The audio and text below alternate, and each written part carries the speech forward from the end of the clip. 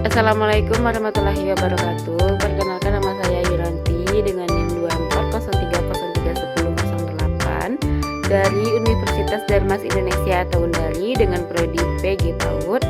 Sekarang saya di semester 3. Video ini saya buat untuk memenuhi tugas ujian akhir semester saya. Video ini saya buat untuk memenuhi tugas akhir saya pada mata kuliah belajar dan pembelajaran. Baiklah, di sini saya akan menjelaskan model-model pembelajaran dan teori belajar. Pembelajaran merupakan proses interaktif antara peserta didik dengan pendidik dan sumber belajar dalam suatu lingkungan belajar. Proses ini tidak terlepas dari teori belajar yang menjadi landasan dalam merancang model, metode, dan strategi pembelajaran.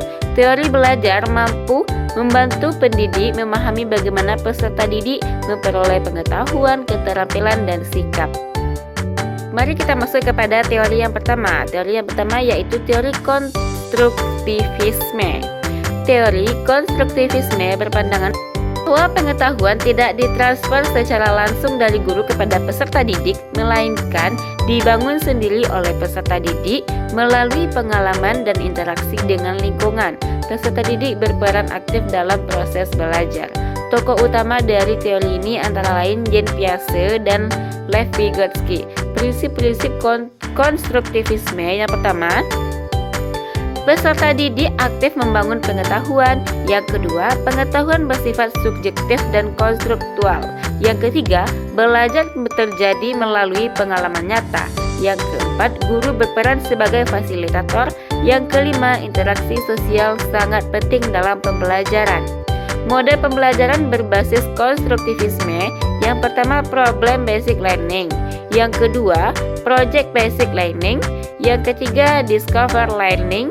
Yang keempat, inquiry learning. Model-model ini mendorong peserta didik untuk berpikir kritis, memecahkan masalah, dan menemukan konsep secara mandiri. Implikasi dan pembelajaran harus berpusat pada peserta didik, menggunakan konteks nyata, dan memberikan kesempatan untuk diskusi, eksplorasi, dan refleksi. Masuk kepada teori yang kedua, yaitu teori behaviorisme. Teori behaviorisme memandang belajar sebagai perubahan perilaku yang dapat diamati sebagai hasil dari hubungan antara stimulasi dan respon. Proses mental tidak menjadi fokus utama karena dianggap tidak dapat diukur secara objektif.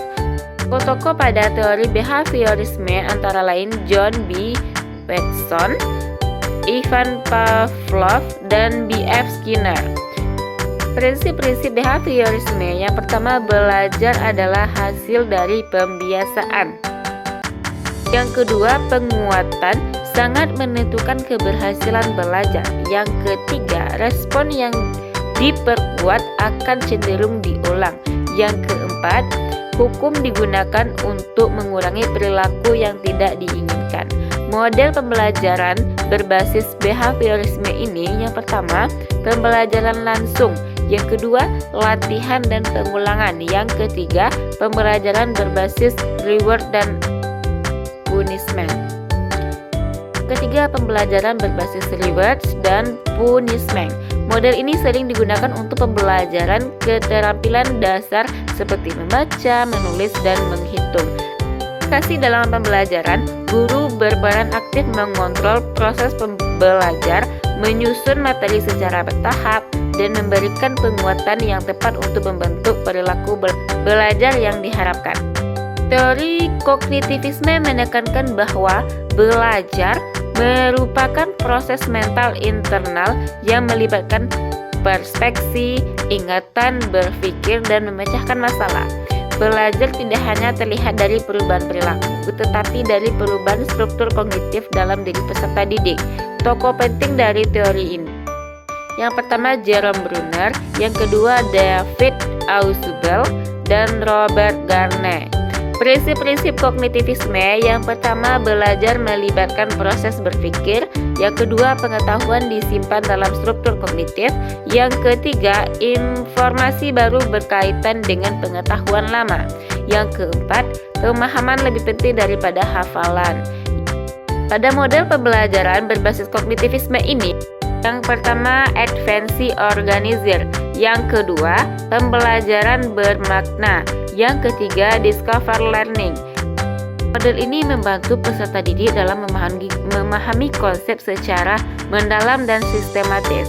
Implikasi dalam pembelajaran: guru perlu menyajikan materi secara terstruktur, menggunakan peta konsep, contoh konkret, dan membantu peserta didik mengaitkan informasi baru dengan pengalaman sebelumnya. Kesimpulan dari materi ini: setiap teori belajar memiliki kelebihan dan keterbatasan. Dalam praktik pembelajaran, guru sebaiknya tidak terpaku pada suatu teori saja, melainkan mengombinasikan teori berkonstruktivisme, behaviorisme, dan kognitivisme sesuai dengan tujuan, materi, dan karakteristik peserta didik agar pembelajaran berjalan efektif dan bermakna. Adapun referensi atau sumber yang saya gunakan, yang pertama pada Ausubel tahun 1968, Psikologi Pendidikan, Suatu Pandangan Kognitif, New York Harvard. Kedua pada Brunner 1966, Menuju Teori Instruksi. Yang ketiga pada Gardner 1985, pada Kondisi-kondisi pelajar. Baiklah, hanya itu yang dapat saya sampaikan. Jika ada kesalahan, saya mohon maaf. Akhir kata, Assalamualaikum warahmatullahi wabarakatuh.